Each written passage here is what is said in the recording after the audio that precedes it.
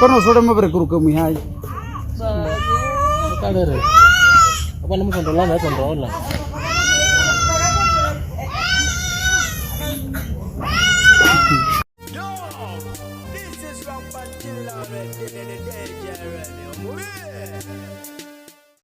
Akatambi kano kalese ennaku n'ennyike emitima gy'abangi oluvannyuma lw'omuto okubanga ate akaabira ku ntaana y'abaagalwa be oba y'omwagalwa we era nga bangi basabye nti process eno bweba egenda mu maaso ey'okuziika abato nga bano basaana kubanga ate bateekebwa wala kubanga obulumi buba bungi. Weewaawo CEO Boxstar Studios eyo nabadde photographer naye yakoze ki yatuvudde ku maaso kitalo nnyo kitalo ddala webale kubanga otumbudde omulungi ku PJ the News nkwanirizaako mu dakiika eno yennyina ate nga bwentyo nja kukwebazaako gyonna gy'otusizaako engalo olunaku olwaliro. Weewaawo eggwanga lya Syria bo bali mu kujaguza oluvannyuma lw'abayeekera abakutte emmundu okubanga ate basalako State House bwe batyo ne babanga bajjamu pulezidenti w'eggwanga lino amanyiddwa nga Assad afuze okumala emyaka 54 ne famire ye ne babanga ate babawamba baba bafulumya State House. Kino nno kibaleetedde essanyu wabula nga ate akabinja kano kakulembeddwamu mukulu amanyiddwa nga Hayati. So ssanyu jerere abamu ku bo baali balidduka nga bali mu exile wabula yonna amawulire gabasanze bazinye gudigudde. So nga ate wano mu ggwanga lya Uganda waliwo okugeraageranya oba okupimaapima. Omukulu omu yavuddeyo n'ababuuza nti ku mpuuga ne ku mbuzi gwe olondawo ki era n'abasaba muteeke mu comment section oli tiimu mpuuga oli tiimu kabuzi. Yes, okuva mpuuga weyalangiridde okwesimba kuba president kati njagala mulonde ku mpuuga n'embuzi mulonda waani. Njagala abawagizi ba mpuuga mu comment muteekewo mpuuga, abawagizi b'embuzi bateekewo mbuzi. Obulungenda bubala nga bayiseewo essaawa emu. Ku mpuuga n'embuzi mulonda waani. 2024 gubadde mwaka gwa nkwezenge gugenda kunnyumira ngutuumye gubadde mwaka gwa nkwe ow'ebitaana sinkanye n'ow'akasimu nga bwe mukyalonda gye mugwa nkututeko ebutabika ddwaliro ly'abatabufu ba mitwe omuntu ng'afunye akajabangu ku mutwe atwalibwa butabika. So n'olw'ensonga eyo katugendeko ebutabika. Abakulu ebutabika bafulumizza alipoota nga balaga nti okusinziira ku myaka emikadde ne ku mwaka guno abo abalwadde mu ddwaliro beeyongedde. Balina ebitanda ebiwerako ddala 5 naye nga kati tebikyamala olw'obungi bw'abantu abongera okubanga ate batabuka emitwe buli lukya ne batwalibwayo. Wabula nga bano okusinziira ku alipoota gye bafulumizza bakakasizza nti abalwadde baabwe abasinga obungi bali wansi wa myaka 17 ate nga bano okusingira ddala bava mu families ez'abagagga bwe batyo bagenze maaso kubanga ate bategeeza. Bazadde bannange tukke wansi mu comment section tugende maaso kubanga ate tudiscussing olowooza ki ekiviiriddeko abantu okubanga ate batabuka emitwe ensangi zino okusingira ddala abaana baffe genda maaso kubanga ate owa endowoozayo. Naye ng'ate bwe mukyateesa yassa tulina ensonga y'abankuba kyeyo ekyali mu ddiiro era nga y'ensonga y'omukyala amanyiddwa nga Zubeda atali ku mulamwa oba atali ku layina yemu naffe nja kuzzaako emabega katono. Omukyala ono yakera ku makya n'akyaza omwana ow'obuwala yagenda maaso okubanga ate ajerega bankuba kyeyo abaakazibwako eri abakadaama n'abavuma obutategeera n'abavuma obusiru n'abavuma buli kimu ky'omanyi oba okitegeera. Kino nno kyabajjako waya ne bavuma omuwala oyo ne bamuwongoloza. Kaakati baali bakyamuvuma omukulu amanyiddwa nga Maltiseka n'abalala ne bavaayo ne babagamba nti oyo nno muvuma wa bwereere wabula kye mulina okumanya Zubeda yayagadde okubavuma nga yeerimbisemu oyo omuwala kubanga ye nannyini program kyabagenda okwogera basooka kukiteesaako nga tebalinajja ku mpewo. Kaakati oyo omuwala mumuveeko emmundu muzizze wane ewa Zubeda bwe batyo ne bagenda maaso okubanga ate Zubeda bamuyisaamu eggaali. Weewaawo yavuddeyo yenna abategeeza nti si mweteefuteefu n'eddakiika n'emu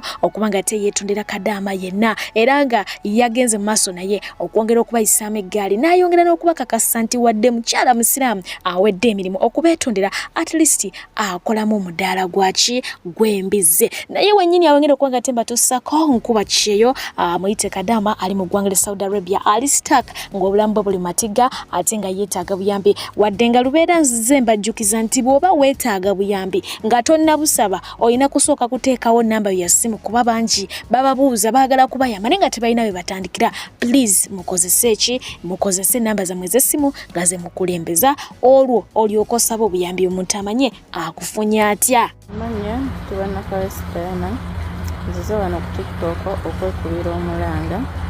Maze emyezi 5 nga sikola nga ndi ku woofiisi naye nga nkuddideko emabega nasooka nentwalibwa ku poliisi yali mukama wange nensibibwa wiiki namba. Mukama wange yali antulugunya nga nkuba ansibira mu ttooyi gampisa bubi annyima n'ekyokulya okumala wiiki namba twateeka okunkuba n'okunsibira mu ttooyi. Kati lwali olunaku olwo yakwata kambe ke yali ayagala okunfumita anzite angamba njagala kulaba ng'ofudde n'abeewammwe baleme kuddamu kulaba ku mulambo gwo. Nange we yakwata akambe n'akanfumita mu kwerwanako nenkamusikako nzonna ne kansala nga ntemye ne wano plate ku bulago era n'enkovu nziina ne kansala mu kibatu n'akansaza ne wano ku mukono nenkamujjako ne mugamba kano si Saudi si Uganda yonna akambe kaba kabi. Nangamba nti nze njagala kulaba ng'ofudde n'abeewammwe baleme kulaba muki mulambo gwo. Naye neerwanako ne muggyako akambe nenkasula mu sinki. Mumbe bo bakutte video nejjako akambe nenkasula mu sinki. Omusajja we yajja mu kifo ky'okumpuliriza badda mu kunkuba migere mu kunsamba. Mukazi wa Lukindo bansambasamba emigere ne bamala nga bagaana kunsikako simu yange kyenakola nenyikwata nengisonsoka mu mukyala bwange nensirika nembeera eyo ne bankuba paka we bawulira nga bakooye nenewalula mpolampola nenyingira mu kisenge neneesibirayo. Wayitawo ennaku 2 nga njogera ne ofiisi njigamba ofiisi ngamba wagenda ki wakola ki wagenda kukola. Ofiisi gye nayitamu Uganda bagiyita World Eye and Gate ekulibwa omwami bamuyita Mr. Disani.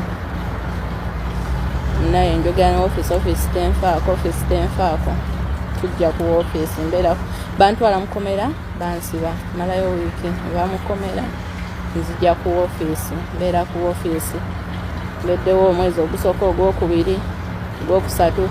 Ofiisi bafunayo kilayanti nga talinaamu ssente batwala nze nenkolayo omwezi nenkomawo ne batampa yadde 10 n'okolawo wiiki ne bakutwala n'okolayo wiiki 2 ne bakuzza bwentyo wembadde nkola.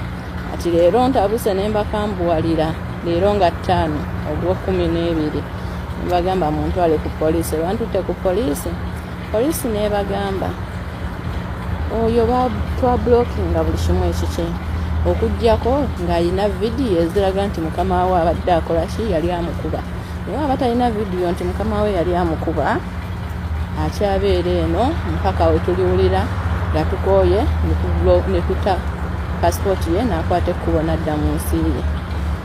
Baganda bange basisita bange mikwano gyange nsaba ku buyambi bwammwe njagala kudda waka ekimala byebyo naye ng'ate abakulu okuva mu disitulikiti y'e Mubende bwe bati bagenze maaso okuba ng'ate balabula bannamubende abalundira ebisolo mu kibuga ne bituuka okuba ng'ate bisalako amakubo nga kino no kiviirako obubenje. Era nga mmeeya w'ekibuga Mubende agenze maaso okuba ng'ate ategeeza buli muntu alina ensolo munange agikuume ng'eri ku nsiko tejja mu bantu. Wabula bategeezeza nti singa munaalemererwa okwefuga embuzi enaakwatibwa ng'eri mu luguudo oba endiga fayini ejja kubeera ya mitwalo 8. Bw'oba olina embuzi 5 kwata emitwalo 8 times ngemu by 5 ze ssente z'okujja okuba ng'ate owa. Bw'oba olina ente emu ejja kubanga ejjibwako fayini ya mitwalo 15 oba okitegeera. Bw'onooba olunze ente 10 mu kubo times ngamu emitwalo 15 z'ensimbi z'ojja okuba ng'ate osasula. Kino nno nnyongera okujjukiza nti tekiri Mubende wokka ne wano mu kibuga Kampala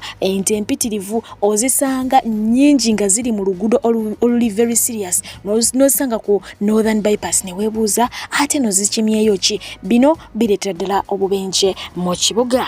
Omukyala amanyiddwa nga Brown Sugar avuddeyo n'ategeeza nti tatera kwogerayogera bimukwatako naye ku mulundi guno ayagadde okubategeeza nti ali bubi nnyo era ng'ali ku kitanda gy'amaze ebbanga wabula asaba essaala zammwe obulwadde bukola ki bumunyiinyintidde. Mukama akusaasire munnange. Ate nga kapa eno yo yavumiddwa bubi nnyo okuviira ddala ku mukutu ogwa TikTok okudda ddala ku mukutu ogwa Facebook era nga bangi baavuddeyo ne basitula n'eddoboozi nga bakoowoola wabeewo ministry mbwekwata abakyala abawasa abaana bato bo bagamba nti omukyalo ono mukulu nnyo ku muvubuka ono naye nga gwoba weetegereza obulungi olaba omukyalo ono mukulu nnyo ku muvubuka ono wendowoozayo oba okitegeera. So omukyalo oyo bambi tebamuyisiza bulungi, bagenze maaso okuba nga ate bamusabula left right ne center.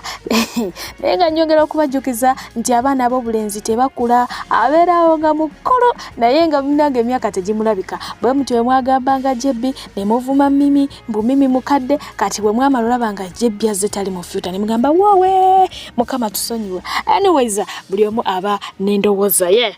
Ate nga ye manager w'aba triplets bw'atyo naye yagenze maaso okuba nga ate abuuza mwana muwala Will you marry me? Ono ofumbirwa munnanga asiimye abeere nga ate aleetera abaana be mami abafumbira akamere oba okiwulidde. Ate nga woman of God yavuddeyo okuba nga ate ayagaliza man of God Livingstone amazaalibwa amalungi, naye nga yakkaatiriza nnyo ensonga ya my friend wadde nga abamu mugamba mbu beerimu. N'agamba nti yono omuntu amuleetera oba okiwulira okulinnya ennyonyi okumala essaawa nga 2 ng'ali okwo naye nga munaye tafuddeyo munaku bunaku ne waba amugambye ddi wonna wamugambidde abaawule tayinza kwesikamu lwa nsonga nti yabadde yakajja ku kivulu kyani ky'omukrono. So ye agamba wonna wamuyitira teyesikamu ajja kugituulamu agirinnye ajja alabe man of God amugamba ki. So bw'atyo yamwagiriza amazaalibwa malungi n'amusabira awangaale era n'amutegeeza nti amwagala nnyo nga bw'okiwulira. Weewaawa y'omukyala yaliko omukyala Katongole nga omukyala amanyiddwa nga Sherry Matovu mama Nanyunja yavuddeyo emabega kaawa I think ennaku ziringa 2-3 ku mukutu gwaffe ogwa TikTok n'akola live nga mukambwe muzibu naye nga alojja obulumi bw'ayina. Agamba nti omwana we yatuuka ku kitanda naye nga amusaba kimu dadi bamukubira amasimu dadi yesulirayo gwa nagamba. Weewaawo ba media in-laws bamugambye naye lwaki tewawumuzaako n'ova ku musajja. Banange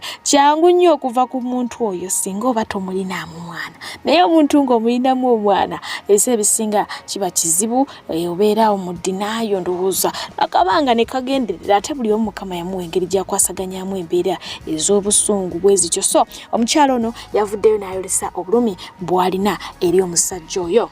Akaba ne mwana wange yalwala mbabuulira mmwe bakazi mmwe nammwe ebiwuttaala by'abasajja ebiri wano ebiri mukunda bebivevengera kuno ku live yange. Omwana wange yalwala nengenda mu ddwaliro sisabye musajja biru nti oba mpaaye 5 oba mpaaye 10 oba mpaaye mmeka. Nengamba okay let me treat my son. Ne mujjanjaba ng'omwana wange buli waddako engulu kubanga yayisibwa bubi n'akomayo. Nga buli waddako engulu agamba mami njagala kulaba ku dadi, mami njagala kwogerako ne dadi. Omanyi that feeling ng'omwana wo muyi n'akugamba yagala kwogerako ne dadi we, n'onoonya dadi we n'omugamba please talk to my son. Omwana nga yagala kwogerako naawe ali mu mbeera mbi n'agamba muli mu ddwaliro ki n'omugamba tulwa naye bati naye bw'ofuna akadde yitayo omwana omulabeko. Omukulu n'agaana. Omwana addamu n'akuba essimu nga baddako engulu agamba mami dadi n'omugamba kale kankwe dadi we yoge n'omumwana n'omugamba kale yogerako n'omwana wange ku ssimu awulire ku ddoboozi lyo oba obeeko by'omulimba. Naye nga lwaki oba otuuka ku eyo level omusajja gwe? Lwaki oba otuuka ku level edinayi ng'omusaayi gwe ne wawulira kati kambuuza omwana oyo wamala okufuka mayiti ne bamugolola ng'olokojja emisinde ng'ogamba nti oyo mwana nze muzaala bamutwale bamuziika eno. Omwana oyo omwana wange kino nali sikyogerangako bakigenyokera ge maziba. Omwana wange yalwala n'akomayo ne tukuba essimu. Omwana wange n'agamba mami dadi n'amala n'ayogera naye ku ssimu n'amugamba nzija kulaba nzija wallahi nga ntya Allah ne bajjajjange. Omwana wange yagaana okuva ku kitanda n'agamba mami dadi yagambye ajja tetuva awajja n'akuwene.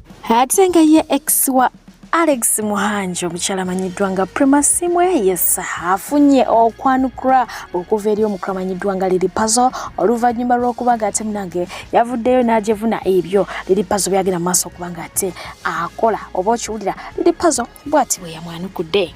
Nalabye omukyala omu yalinga presenter ku radio Galaxy FM onasonyiwa okumentioninga banywanyi bange mukyala oyo bamuyita Prim ng'agezaako to undermining me. Kakati mukyala Primo bambi njagala kuyamba how are you?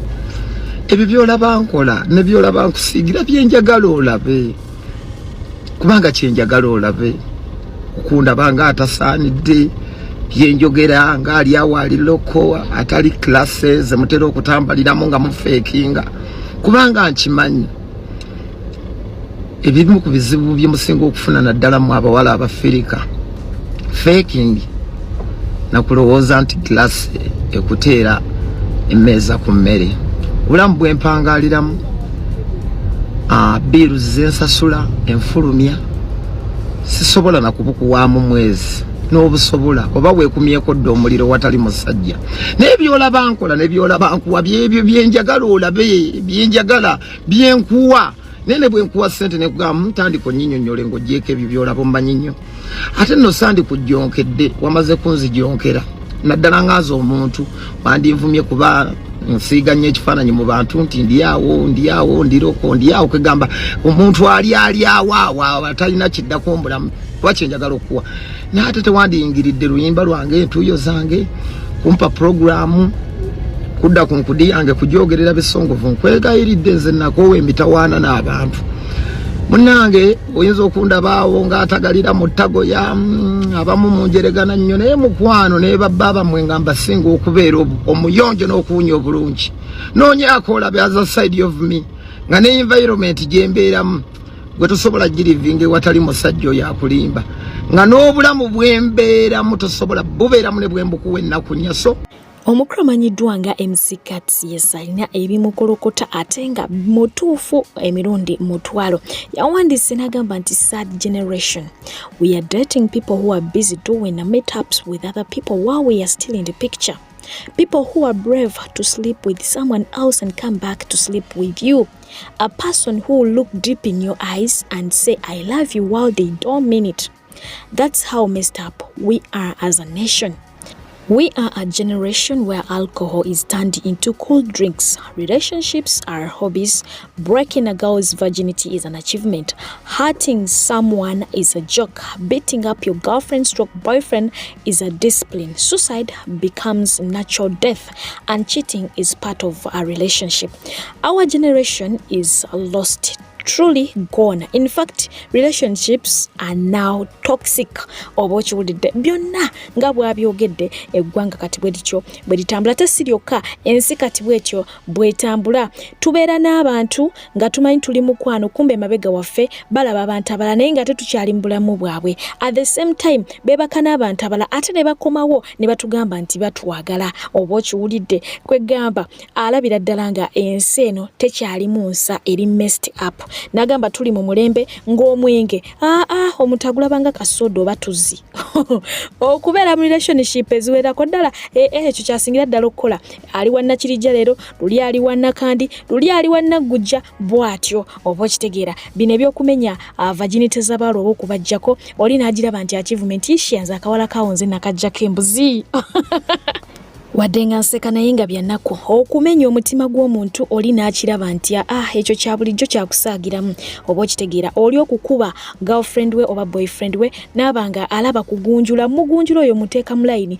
ate nga munange oli okwetta ffe tulaba nti kya bulijjo tekikyawawaaza matu gundi yesse bambi ne biggwa oba okitegeera ate ng'okwenda ku mulala kyafuuka part mu relationship oli abeerawo n'amanya nti ajja kubanga ayenda ku munne ate n'alaba nga takina mbuzibu kwegamba agamba ebintu bino byonna byeyamenye bifudde omukwano okubeera ogw'obusagwa wamu n'ogw'obutwa era nga kati bangi bwenjogera n'omukwano bagutya.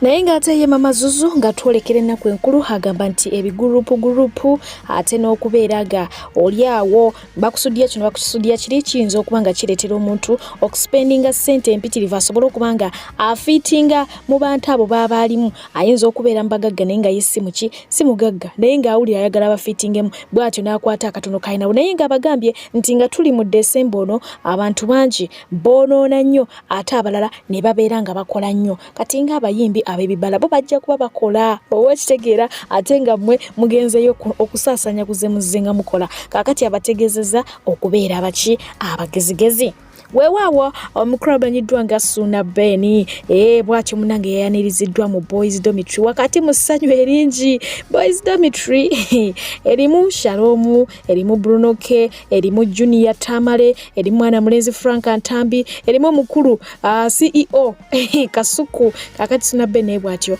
bamwaniriza. Kakati tubalabe ate tweyongereyo. Boys dormitory, we are happy to receive you. We are happy to receive you.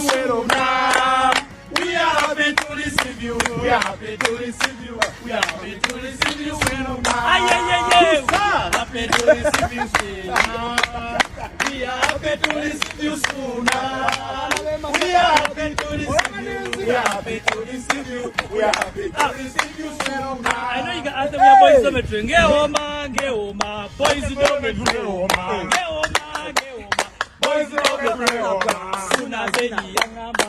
Boys dormitory. Kitana kwe ulikula. Boys dormitory. Boys dormitory.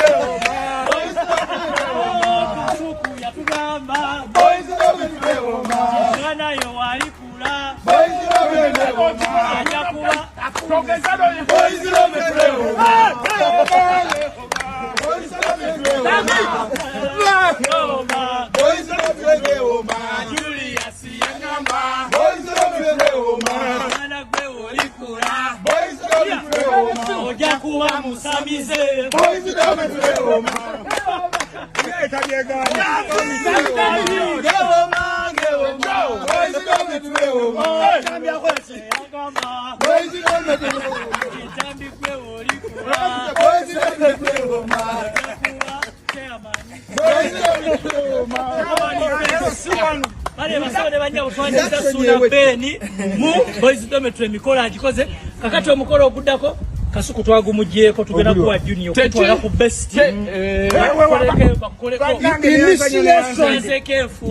yaniriza entuufu gyentegeera nange obulungi ntwale ku best nenazeeko ennaku Nkwala ku sipeeru kwe taawo ofuneyo ka massage wakaluka siitaawo anina naye tolemerawo kuba be natwalawo tebakyavaawo nawe okyagendayo nabatwalayo butwazi abantu boys dormitory yasembayo tuula gwetabika wano boys dormitory yasembayo tuula abantu bagabana ssente nebakakasi kutuya embiri gituluma nebalagira ali owa Diana mugende abanyigemu okugolo Diana mpeereza ssente Kasuku webale bakasitoma ebava wano webale bakasitoma. Bwana Suna Beni nga bamwaniriza eruye yo yasa yepikira omukyala Sheila Price kakati no yeguddeko n'ennambwayo yukira Sheila Price yamugamba nti agende bamunonemu amasavu g'embizi gonna awajamu omuhabbatina ate bwamala alowooze ku kalina ya nnambwayo kakati baabano beeguddeko bamujja na mujja weewaawo yo mukramanyiddwa nga Canary Muguma bw'ati yavudde n'agenda maaso kubanga ate atendereza mwana mulenzi Joshua Barak n'agamba ye biggest East African artist oba East Africa gwe yakafulumya abalala bali ku byabwe mama nyabo gwoyinza okuwadde olina obwo owa Canary wuuyo ate nga ye omukramanyiddwa nga Regi olwanno nnyingidde weekend ajjukira nti weekend yabadde ya moto oba okitegeera kuba kusanyuka nakubwa abamu mwana mulenzi ono yakubyeko abolemwa eyo mu London eyo mu kibuga UK so bwatyo yakuŋŋaanyiza bannayuganda ne baba nga ate bajaguliza wamu weewaawo omwana mulezi amanyiddwa nga Fresh Kid yetebyamutambulidde bulungi awo ku Rugby Showgrounds e Lugogo. Munnange bw'atyo yabadde akubyeyo ekivulu kye naye nga kyafulopinze bulambalamba. Weewaawo omukyala amanyiddwa nga Nakiwala Kiyingi, jjukira nti omukyala ono atambudde ne Fresh Kid y'omu ku abamusekiwalingira basale wali eri mu Kampala gye babadde asomera, Kampala Parents. Kakati omukulu ono yatutegeeza nti ayagala international school gy'aba asomera high school, naye munnange ebintu bye byayisemu nga wabadde asaba. Omukyala yategeezezza nti basale yagifunye dda ku Cambridge. Abalungi abatuwuliriza era abatulaba, olunaku olwaleero tukyaddeko ewa Sheikh Ashraf Dembe. Sebo nsanyusa okubalaba. Amannya agange nze Sheikh Ashraf Dembe. Akola ku bizibu by'enjawulo. Omuntu singa aba alina ebirwadde musomereddwa, tumuwa amazzi ga lukuya nga bw'obadde ogalaba, tugenda abantu ku kyoto ne twokya emizimu emibi egibabaamu n'okulomba edduwa. Abantu singa abeera ng'ali wano atuuse sobola okumulombera edduwa, ne waba atatuuse nga mpadde amannya ge naye ng'ali wala. Neetaaze enamba yange yeeno eri 0707363711. Nammwe bannyinaffe abali ebweru oyagala okuba nti oyagala okulombera ku dduwa ng'olina ebizibu, viza zibuze, amaka gakolongotana, sente zikola zimpita mu ngalo, ojja kumpeereza ekifaananyi kyo n'amannya go, ebyo byokka bijja kummala, nja kukulombera edduwa, ojja kutereera. Olunaku olusembayo mu mwezi mba n'edduwa ey'awamu ffenna n'abalwadde bange abakadde n'abapya. Salaamu alaikum warahmatullahi wabarakatuh. Era abamu kino kye twali twagala ntugamba nti no omwana ono ajja kubeera w'amaanyi nnyo. Nze nga Nakiwala Kiyingi ne nteekawo ne ngamba nti ono omwana tujja kubeera naye mu buli mbeera yonna okutuuka lw'anaatuuka ku kintu kyonna ky'ayagala. N'olwekyo Patrick olwaleero ngenda kutuusaako amawulire amalungi nti maze okwogeraganya ne erimu ku ssomero erisinga amaanyi wano erya Cambridge International School wano mu ggwanga. Omugalo! Era nsuubira ku lunaku olw'ebbalaza boodi wegenda okutuula etuwe okusalawo okusembayo n'okutuwa ebivuddemu nga bagenda kubeera nga bawa Patrick Ssenyonjo scholarship okusoma Cambridge wano International School. Era nga njagala okubategeeza nti Patrick agenda kuvako ku ddaala ery'okuyimbira wano ku loko, abeere ng'asobola okubeera ku ddaala ery'okuyimba nga international star wano mu Africa. Era kino nze nammwe tugenda kikola ffenna, kubanga bw'otaba n'amaanyi waka oluusi kisinzira bagamba nti mukole nominations, mukole ki. Bannange buli woolirabanga erinnya lya Patrick, oba olirabye ku TikTok, oba olirabye mu nominations ki, oba olirabye mu award ki, beerawo ne Patrick Ssenyonjo ku lw'abaana ba Uganda. Bw'ona omuwagira ojja kuba owagidde abaana ba Uganda.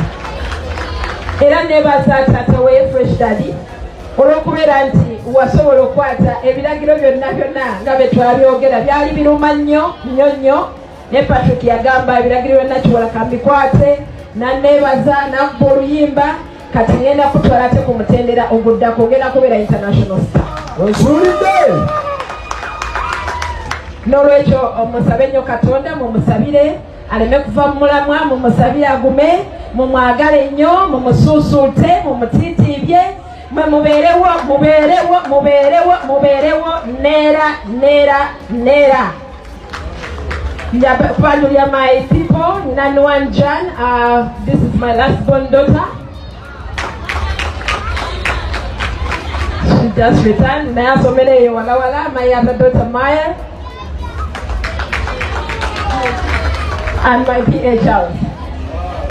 Tugenda kesa, tugenda kutoka kusawa ez'abaana we babagambira nti kati bana kudda waka. N'olwekyo Fresh Kid, we are here all the way with you. We love you. Thank you.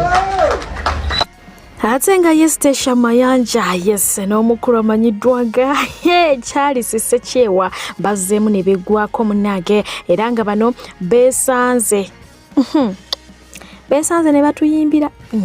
Wali eri mu kikadde ku Sheraton. Ekikadde nakyo kyagenze maaso kubanga ate kiwuuma. Big Eye yabadde awulugumya eri, ate mwana mulezi Fresh Kid ali eri, ate Rage ali eri, nga bano bali eno mu bikadde.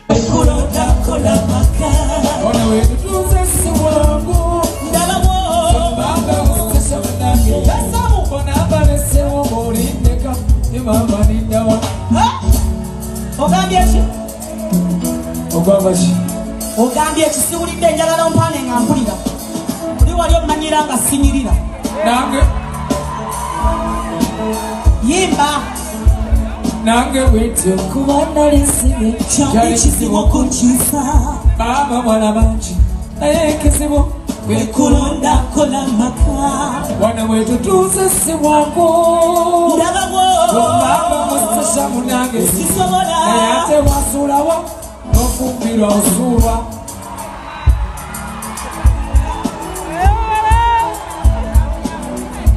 manyi gwe wotomanyirira tobeera tomanyirira nakubya abantu banajjo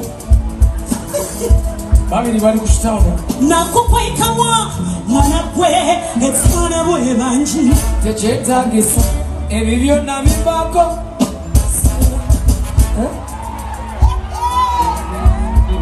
n'olaba abivaako bwatunulanga engege enkalakati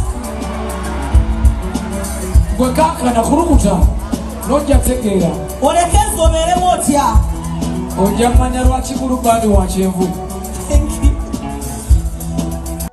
bulambalamba ngera kubanga ate mpunzika n'ensonga za Big Eye yes initially abantu babadde batonotono ate oluvannyuma abantu bagenda maaso kubanga ate beeyiwa ewa Big Eye weewaawo waliwo abawunzise nga bagamba nti ya flopinze naye nga bo team Big Eye bavuddeyo ne bagamba nti Big Eye yakikoze kye yakikubye awo nyinyi wengera kubanga ate nsinziira ngenda tandika n'omukyala amanyiddwa nga Cinderella baby y'omu ku baabaddeyo naye nga lwaki mulese ye yagenze maaso kubanga ate recognizing omukromanyiddwa nga Robert Chagulanyi Ssentamu era nga yamwadressinze nga His Excellency ate bw'atyo n'amwebaza olw'ebyo byasobodde okubanga ate abakoleranga abayembe ate wenyini ngenda kubanga ate nkutuusaako omukyala amanyiddwa ngaani si mukyala ngenda kutuusaako abakulu ab'enjawulo nga bavudde kubanga ate basiima Big Eye nga bagamba nti akoze kinene ku music industry y'eggwanga ati Uganda era nga bamutunedde embuzi bazirese ku stage awo nsembyeyo bwana mulenzi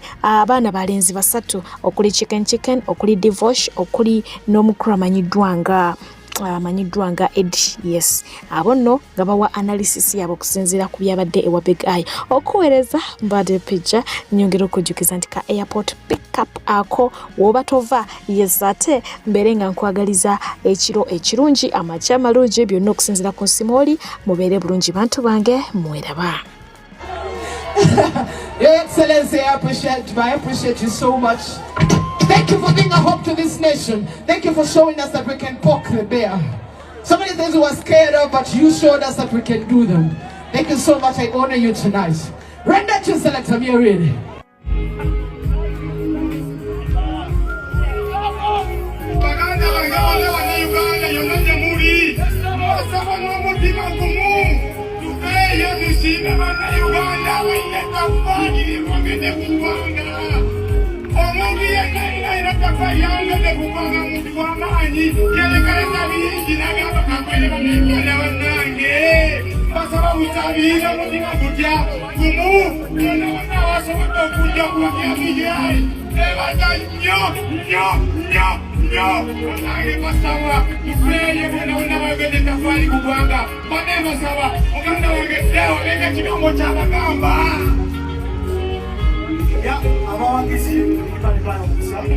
Abawagizi ba Big Eye mwenna mwebale kujja mwebale twaga amaanyi amanya ayinza kindoshi nga ndikumengera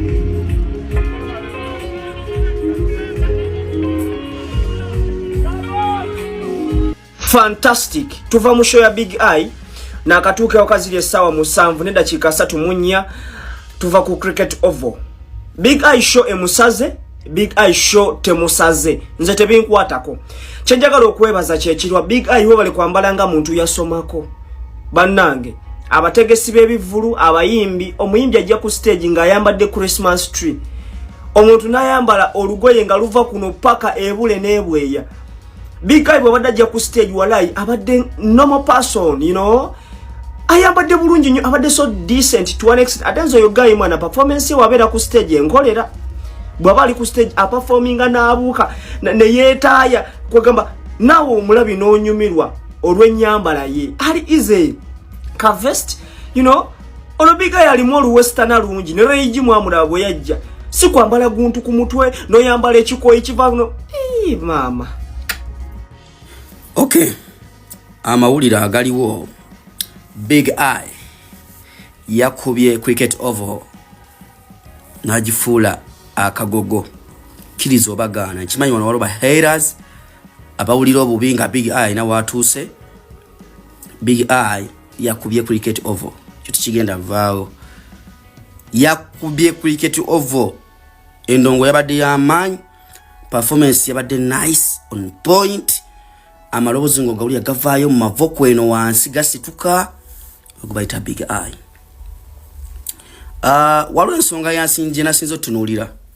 Ebiseera ebisinga abayimbi bajja ku stage nga yambadde emiti gy'emizabbibu, ajja yambadde ebiwujjo, balinga bagenda ku mwezi. Guno omwaka abantu abakankolera ekintu ekyakabi. It's Big Eye ne Reggie. Big Eye yaze ku stage nga yambadde engoye ze ziri simple, nga asobola okuyimba yatambula adeeno adeeri nga yeeyagala ku stage. Bino bye mujja nga mwambadde ebijjowo amagiraasi nga mwakayaka mulinga bava ku mwezi. Ebyo Big Eye teyabikoze.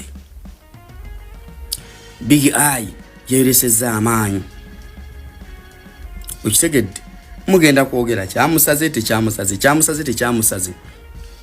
Nenkakasa nti Big Eye yataddewo performance gyetwaludde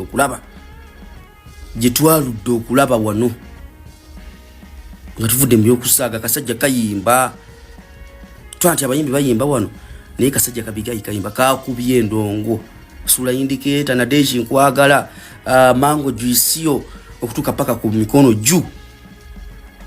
Ogweta Big Eye. Misegede kintu ekyo. Akasajja kayimbye. Ne Bobi Wine n'atyamu n'agamba bulijjo tulina talent nga tetumanyi. Akasajja kakubye endongo. Nze kirisi kirabanga. Yamala akiraba. Big Eye yakubye endongo vo yatandise paka kutuka uyamaliriza. Yatandise ku ssaawa 4 n'ekitundu. Yamaliza ku ssaawa 7 ez'ekiro.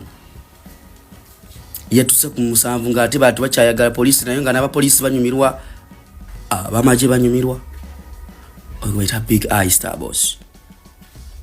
Nakugamba nti mujja kwogera ebigambo ebingi, naye at the end of the day Big Eye yakubye endongo. Nantagerageranyizibwa, nantapimika. Big Eye segede nze nabaddewo wali ensonga nga njiraba bulungi, abadde kungubira wano ku Facebook. Ensonga mwajja nga njiba bulungi live and update faranyi nga mbiwa bulungi. Ba timu kafitino nga bafa, timu kafitino nga muwulira mufa, nabi emisinde nga muddu sentwe za pusi kuditinga posti ze mwataddeyo. Big Eye kivulu kimusazi ine mitwe kibamenyera bwerere. Naye all in all President Bobi Wine Kyagulanyi abaddewo nayolesa amaanyi kwaita Big Eye mikono juu, mazima wanvu agipimamu yafa. That is my guy Big Eye. Yeah, mugamba good life edi jamono kele kushare Big Eye because ebitya binyinye bimwogedde. Ndi wano okubategeeza Big Eye mumulaba. Big Eye okuteeka show awe Lugogo. Bantu bangi nnyo babona mugati Big Eye tosobola kuba Lugogo. Big Eye Lugogo gyesonyiwe. Big Eye na tuteeka Lugogo teeka wabbali. Big Eye yengo omuntu ekirooto kye yali agala okuteekako show ye Lugogo. Kino nno kanti babuulire. Era yatugamba ze ne nateeka Lugogo ne wajja omuntu omu. Ne bajja abantu babiri. Awe bajja okuba abange. Neze kirooto kyange ndagala ngambe nange nakubawo ku Lugogo. Kye kirooto kyange. Big Eye yategese Lugogo. Bannayuganda bazze ne bamuwagira. Kale okumanya amazima. Bannayuganda bazze ne bawagira Big Eye. Ka video kaakaawo. Abantu nga bo balaba baba abantu abo.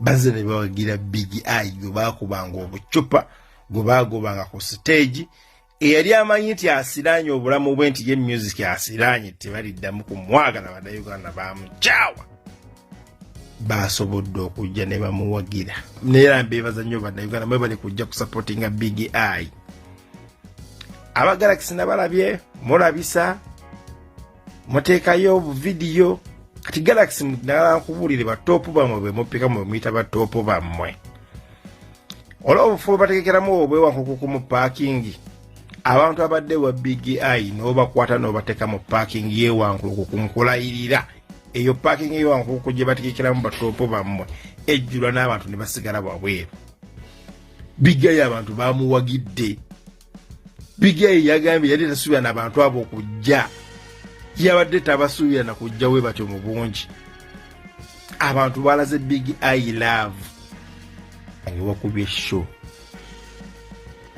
era bana beeyita ba top bo bakimanyi nti Big Eye kiki yakoze bajje bakiteekewo goza bote batyawo gwakigoza bateeke ebbali kubanga tebekkiririzaamu baalubatu tebekkiririzaamu